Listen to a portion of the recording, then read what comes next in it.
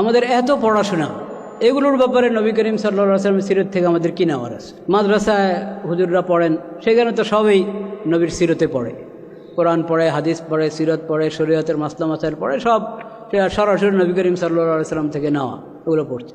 কিন্তু আমাদের যে পড়াশোনা, জাগতিক জ্ঞান বিজ্ঞানের যে কোনো একটা সাবজেক্ট আমরা যদি আলোচনায় আনি, যেমন এখানে যে বড় সাবজেক্ট এবং তার অধীনে শাখাগত অনেক সাবজেক্ট, এগুলোর ব্যাপারে নবী করিম সাল্লাল্লাহু আলাইহি ওয়াসাল্লামের সিরতের কী হেদায়েত? এই প্রশ্ন জাগতিক জ্ঞান বিজ্ঞানের যে কোনো শাখা এবং যে কোনো পেশার ভাইদের পক্ষ থেকে হতে পারে এবং হওয়া উচিত। এটার উত্তর হলো, এই ধরনের প্রতিটা অঙ্গন, প্রতিটা বিদ্যালয়, প্রতিটা এবং যত পেশার মানুষ আছে, তারা যেসব বিষয়ের সম্মুখীন হয়, এটা দুই ধরনের। একটা হলো এটা নিছক জাগতিক, অর্থাৎ ওটা মানুষ আল্লাহ তাআলা যে আকল দিয়েছেন, বিবেক বুদ্ধি দিয়েছেন, সেই বিবেক বুদ্ধি এবং অভিজ্ঞতার আলোকে বিবেক বুদ্ধি দিয়ে এটাকে হল করতে পারে, ওটার সমাধান খুঁজে পেয়ে যায়।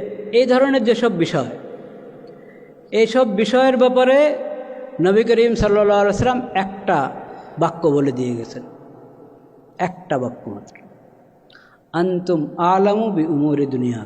এটা নবী করিম সাল্লাল্লাহু আলাইহি ওয়াসাল্লামের সিরাত সুন্নতের, শরীয়তের বহুত বড় বৈশিষ্ট্য, যে জিনিস মানুষ তার আকল দিয়ে, জ্ঞান বুদ্ধি দিয়ে, বিবেক বুদ্ধি দিয়ে এবং অভিজ্ঞতার আলোকে সমাধান খুঁজে পেয়ে যাচ্ছে, ওটাকে উন্মুক্ত ছেড়ে দাও। ওটাকে আমি বিধান দিয়ে, ওটাকে বিভিন্ন সুন্নত দিয়ে আটকাবো না। ওই বিষয়ে আমার সুন্নত হলো ওটা উন্মুক্ত। আনতুম আলামু বি উমুরি দুনিয়া, তোমাদের জাগতিক বিষয়, তোমাদের দুনিয়ার বিষয়, এই বিষয়ে তোমাদের জ্ঞান বেশি, তোমরা ভালো বুঝো। ওই বিষয়ে যেমনি করা দরকার তেমনি করো, ওটার ব্যাপারে কোনো প্রতিবন্ধকতা নেই। এই যে একটা বাক্য, এটা আপনাকে একবারই পুরা উন্মুক্ত করে দিয়েছে। আপনি যত উন্নতি করতে চান করতে থাকেন, যত গবেষণা করতে চান করতে থাকেন। নবী করিম সাল্লাল্লাহু আলাইহি ওয়াসাল্লাম মোবারকবাদ জানাচ্ছেন আপনাকে। নবী করিম সাল্লাল্লাহু আলাইহি ওয়াসাল্লাম ওখানে হস্তক্ষেপ করতে চাচ্ছেন না, করেন না। এইখানে আমি খালি নাজায়েজ বলবো, এটা করা যাবে না, এটা করা যাবে না, না, এটা তোমাদের জন্য উন্মুক্ত, তোমরা উন্নতি করতে থাকো। এটা নবী করিম সাল্লাল্লাহু আলাইহি ওয়াসাল্লামের সুন্নতের এবং সিরতের অনেক বড় একটা মৌলিক বিধান, মূলনীতি। এটা আনতুম আলামু বি উমুরি দুনিয়া। এইখানে না করে মানুষের ময়দানকে সংকুচিত করে দেওয়া, সীমাবদ্ধ করে দেওয়া, এটা নবী করিম সাল্লাল্লাহু আলাইহি ওয়াসাল্লাম কখনো পছন্দ করেননি। এটাকে পুরো উন্মুক্ত রেখেছেন। আপনি এটার মধ্যে আপনি এবার ডাক্তারি, চিকিৎসা বিজ্ঞানের কথা বলেন, চিকিৎসা বিজ্ঞান, নবী করিম সাল্লাল্লাহু আলাইহি ওয়াসাল্লাম ওই যুগের যে চিকিৎসা ছিল, সেই চিকিৎসার অনেক কিছু নবী করিম সাল্লাল্লাহু আলাইহি ওয়াসাল্লাম জানতেন, স্বাভাবিকভাবে জানতেন। ওই সময়ের চিকিৎসা বিজ্ঞানের কথা বলছেন। এবং নবী করিম সাল্লাল্লাহু আলাইহি ওয়াসাল্লামের কাছে পুরা আরবের বিভিন্ন অঞ্চল থেকে, আরও বাইরের থেকে যারা আসতেন, তারাও বিভিন্ন সময় কোনো সাহাবী অসুস্থ, তারা বলছে যে এভাবে চিকিৎসা হতে পারে। নবী করিম সাল্লাল্লাহু আলাইহি ওয়াসাল্লাম নিজে অসুস্থ, তাকে পরামর্শ দিচ্ছেন এভাবে চিকিৎসা হতে পারে। নবী করিম সাল্লাল্লাহু আলাইহি ওয়াসাল্লাম কোনো সাহাবী অসুস্থ হলে খ্রিস্টান ডাক্তার হারিস ইবনে কালাদা সাকাফি তার কাছে পাঠিয়েছেন। কিন্তু চিকিৎসা বিজ্ঞানের মৌলিক যে কথাগুলো, কৃষি বিজ্ঞানের মৌলিক যে কথাগুলো, যেগুলোর মধ্যে আল্লাহর হেদায়েত দরকার, ওহির হেদায়েত দরকার, সেটা নবী করিম সাল্লাল্লাহু আলাইহি ওয়াসাল্লাম নিজেই সব বলে দিয়ে গেছেন।